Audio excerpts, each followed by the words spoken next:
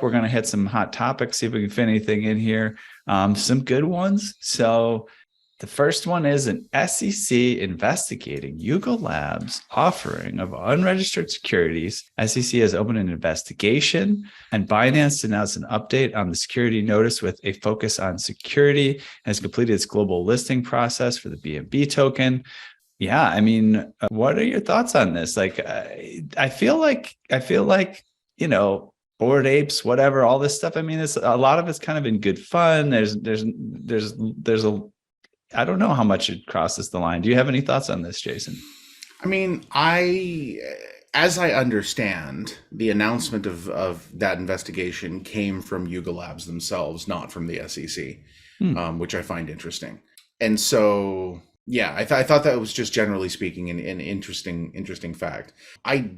As far as I know, they never offered anything, and it's not even Yuga Labs that did it as much as a player-controlled DAO or a user-controlled DAO.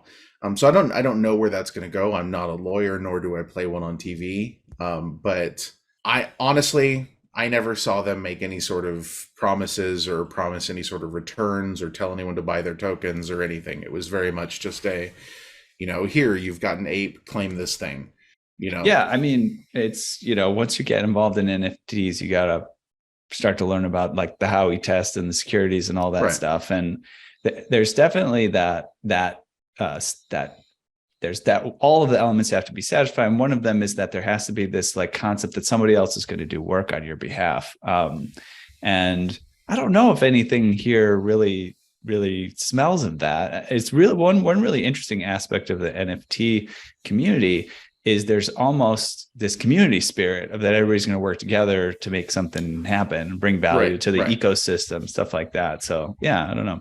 Yeah, I don't know. I don't either. Any thoughts, Jeff, Josh? We move on to the next one. It's still early days on that stuff. We're trying to figure it out as the space is growing and evolving, but regulators regulate, man. That's what they do, and they look at things to regulate. And I don't recall where I heard this. This is not my original thought, so I'm not trying to claim it. But one of the things that I heard at one point in time was that if you understand that regulators are doing what they think is the right thing in most cases, like, yeah, there may be some, people who have bad intentions out there, but most of them are legitimately trying to do something that is helpful and protects people. As long as you understand that that's the direction that they're coming from, you can sort of reach out and meet them halfway. They're not bad people. They just probably, in most cases, don't even understand the technology. And people have gotten hurt horridly in this space, and they're trying to prevent that. And I think, while I personally find it kind of onerous, I don't fault their intentions in most cases. Yeah, and it's also a process, right? It's like the development of laws and regulations take a really long time, and they do that for a reason, to really establish all the different ins and outs, the checks and balances, to do the research and understand. And we're still really, really early. Blockchain overall in general, really, right? And in all these different spaces that we've been moving the needle in, just over the last few years. So it's going to take time. But clarity is nice, and open conversation is nice. And I think that perspective is a helpful one, having dealt with regulators in other industries over several years. It takes time, but having open dialogue helps. Yeah, for sure. Totally agree. Yeah. And we talked about terms and definitions earlier, right? I mean, I think that's really something that I think it's why it's interesting to the folks who find it interesting, as you find a lot of things interesting, Jason, as you mentioned, is like, we're just dealing in new territory here. Is that a security? Is this in a security? And it's actually kind of exciting to witness like the birth of new ways that we need to define things and categorize things. And yeah, it's interesting. The way that I look at it is like this. If you go back in time, okay, and you find when the first joint stock company certificates were issued, okay, so we're talking about for like the British East India Company joint things like that type of thing, where you would buy interest in a ship, right? I think that some of the things that you saw there in terms of, governments trying to go like, whoa, what is this? What is this crazy new thing? You're letting the poors buy a little bit of a ship? No, that can't be okay. Allowing that sort of process of understanding what's happening and then going through the process of understanding, defining, and then eventually regulating is something we've seen, many times now. I remember when email first became a thing, watching senators like debate whether or not you should charge postage for emails that should go to the postal service. Oh God, yes. It was fascinating. I mean, it's like, they'd be like, well, if we're going to send an email, how is the post office going to get paid? We should make them put a stamp on it. Is fascinating. You can go back and look at some of the early discussions around this, because it was at the very beginning causing a significant problem for the postal service. Because suddenly nobody was sending letters. Like, when is the last time you actually got a letter? That's a good top question for you. One of your little quick questions. Who was the last letter you actually received from? My bet is it's a holiday or birthday card from Christmas your grandmother. cards, really, right? And they're kind of right. Yeah. Add other than a holiday or birthday card, and then everything else is either bullshit or came from Amazon. Like I got a subpoena for something, but Fortunately, I was on the victim side of it. But oh man, and I don't even think that counts. Yeah. All right. Well, this is fascinating territory, as we said. I'm sure we could go on and on about it. I even had one more thing to say, but I'm going to resist. I think we should move on to the next hot topic. Next hot topic is about the Binance CEO discussing the future of NFT ticketing. CZ.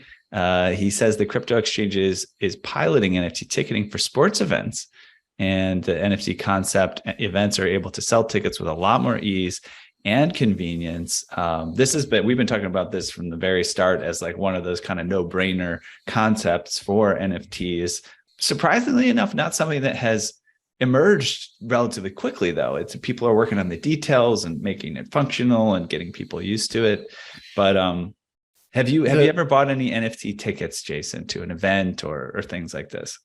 I bought NFT tickets to Galaverse. Does that count? It was our own event. Yeah. So I think NFT ticketing is fantastic, and CZ and Binance, I think that they're definitely in a good position to sort of help promote that because of the sort of the cachet and weight that they have outside of the blockchain industry. People, even if you're not in the blockchain space, you've probably heard of Binance. And I think that's an important component here. So I think this is fantastic. Yeah, I tend to agree with you. I think some of the comments on Twitter reflect some of my thoughts. Like, one person, said it's one of the most blatant and obvious use cases. It just makes sense, which I totally agree. But like, some of the folks are like, why not use Get Protocol or partner with one of the NFT ticketing solutions? I know we've looked at a lot of them for NFTLA, and there's a lot out there already. And, it does sort of make an interesting perspective on what is Binance's role in the ecosystem. Are they fundamental pipes? Are they infrastructure, or are they a service provider too? I think CZ is a pure entrepreneur, and he's open-minded. Very much so. To new ways of generating revenue and new ways of being involved. And, I think, they have a position of market dominance right now. And so getting involved in ticketing does make sense for them. At the same time, my hope is that innovation in that area continues to occur through a lot of different avenues that we're seeing and excited about, from Yellowheart to Relic Ticketing to some of the other players out there. Yeah, like what Yellowheart's doing, like talking to Josh Katz and all the different like ins and outs that these guys got to work through in in an industry that's, massive, been around a really long time. So many considerations. When do you release money to, the organizers of events, and how do you handle chargebacks when you have tickets that are happening in many cases very anonymously, which is great if you want to just easily exchange tickets and not have to worry about a bunch of middlemen. But there's these other considerations that they haven't fully fleshed out because it's hard. It's just a really hard thing. I think from Binance's perspective, they're primarily looking at it. And we talk to a lot of different exchanges about a lot of different things. And one of the main things that they're looking for always is user acquisition. How do we bring more users in? And more importantly, how do we bring more users in that don't know about crypto? How can we become the home of these new users? And I think that from that perspective, and this is why he would, probably opt to have it built internally rather than, do some sort of partnership, is that, you build it internally, they're your customers, so somebody goes to buy a ticket on, Binance Ticket or whatever it is. Now they have a Binance account, and, getting an account is not cheap. Getting somebody to create an account, you have to put significant UA spend into that. And so this is a great way to do that, because getting an account is a side effect of people doing the thing that they're going to do anyway, which is buy a ticket. No, guys, let me just say, there's an opportunity coming down the pike right now for another big ticketing player. And you got to have the resources, capital, people, infrastructure to do it, but it's coming. All the shit that just went down with Taylor Swift and Ticketmaster with the Live Nation, merger, it's a clear monopoly by any definition right now.